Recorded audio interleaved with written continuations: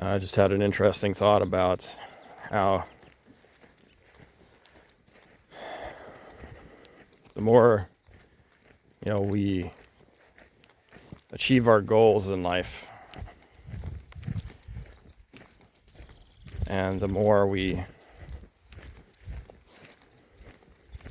get familiar with the territory of the things that we want, and then we have, the experience of what it feels like to have the things that we want and how they play out, and what is actually, how it actually exists in the real world. I think the more we understand, what is actually involved with what is out there to be perceived, the more we realize how little it is that we actually need in order to be happy. And so it's good to explore our interests and to find what is available in the world so that we have a full range of expression within ourselves, so that we feel free emotionally to do what we want. And I think the barrier that most of us have to getting what we want, that is actually the real thing that we want. Because we don't want the barrier, but what we want is the freedom to not feel that barrier between us and what we want. And when we figure out that the barrier is no longer there, then we realize the reality of what we want. There's less of this feeling of desperation for the things in life that we feel a deficit of. And so we find out that, we can live very comfortably within ourselves, knowing that we're capable human beings of achieving the things that we want, but we don't necessarily always end up needing so much in our lives that that makes it complicated, that creates complications and comes along with a lot of things that are, logistical things and considerations and compromises and frustrations. And so the price that we often make ourselves pay, because we put so much pressure on ourselves to have the things that we feel a deficit within ourselves, ends up outweighing the enjoyment that we receive from merely allowing ourselves to recognize that we're a full human being and we are capable and we can have the things that we want. And the things that we really want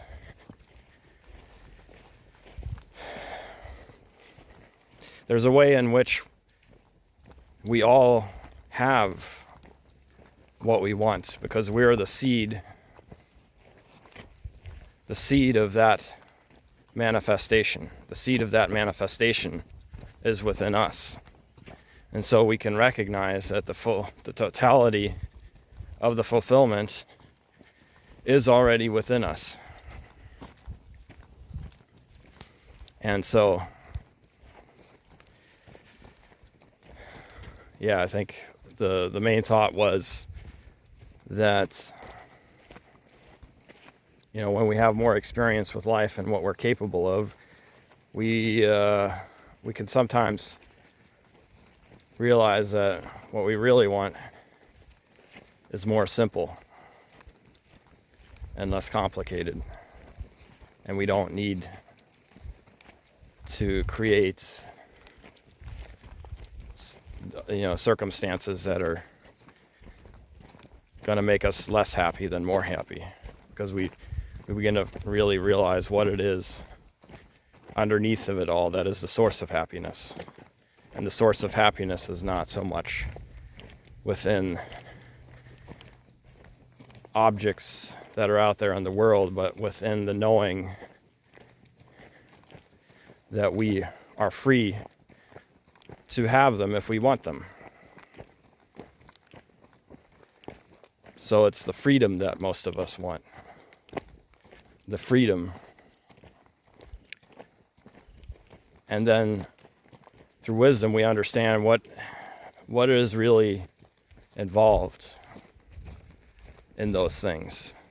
And then we can weigh, is what I have now better than what I can see with my own eyes based on my experience is going to likely take place if I, pursue these things that I thought I wanted. So I think that, that's part of maturing and growing up, is simply becoming more aware of what is actually involved in the world and what is really for us and what is really not for us, and that we don't have to twist ourselves into a pretzel worrying over things that are, that are not really, that don't align well with our lives and who we are.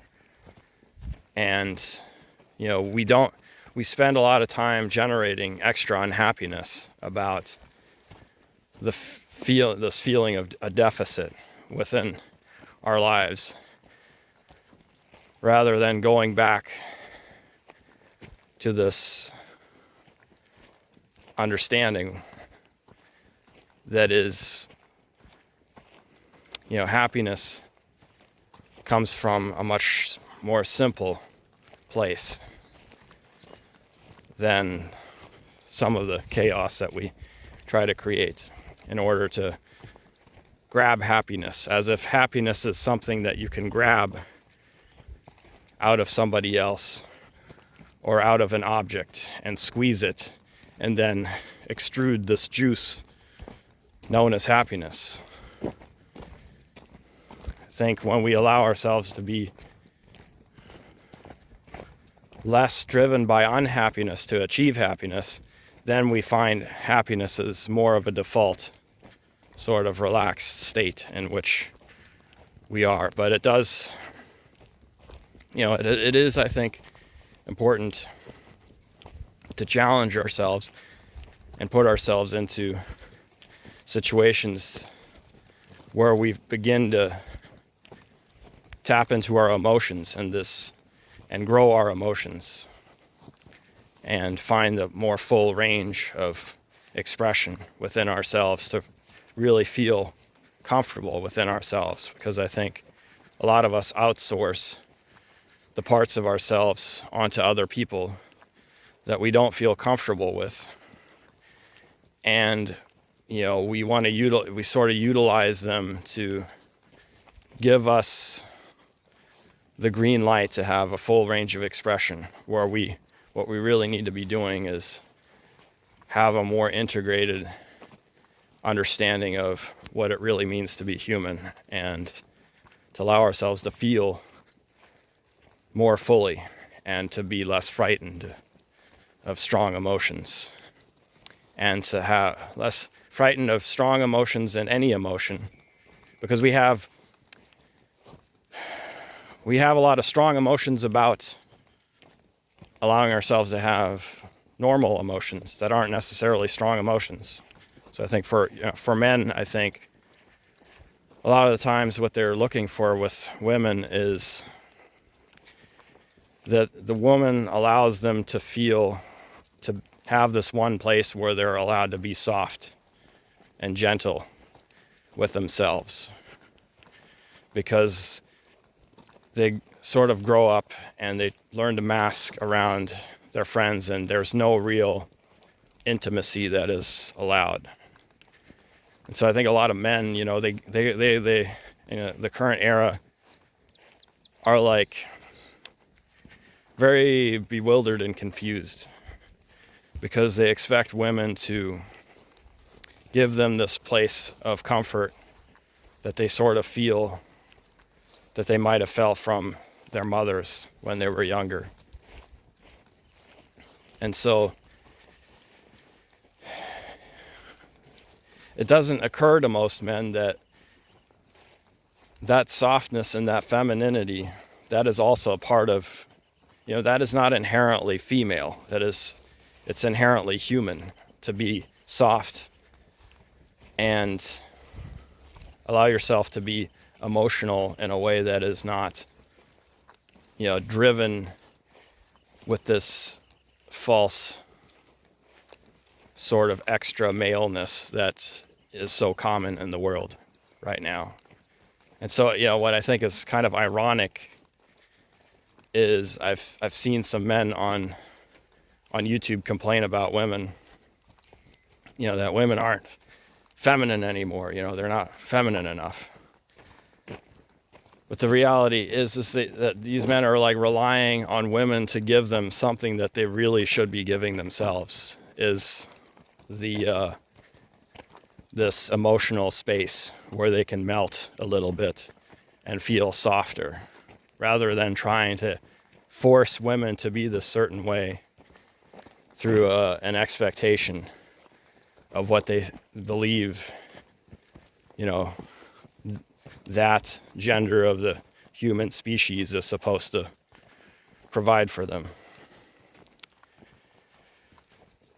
And I think that's one example of how we have strong emotions about. I think a lot of men have strong emotions about soft feeling, a feeling of softness, allowing themselves to be soft, more fluid and gentle. And so, they create this entire, dynamic where they're forcing themselves to be super manly so that they can get a woman that will now allow them to have that feminine feeling of a soft sort of place to rest their emotional inner child.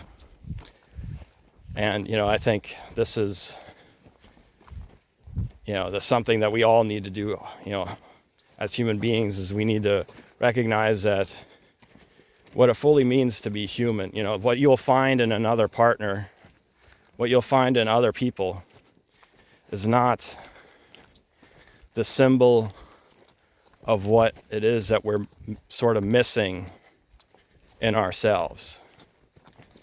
But what we'll find is a human being.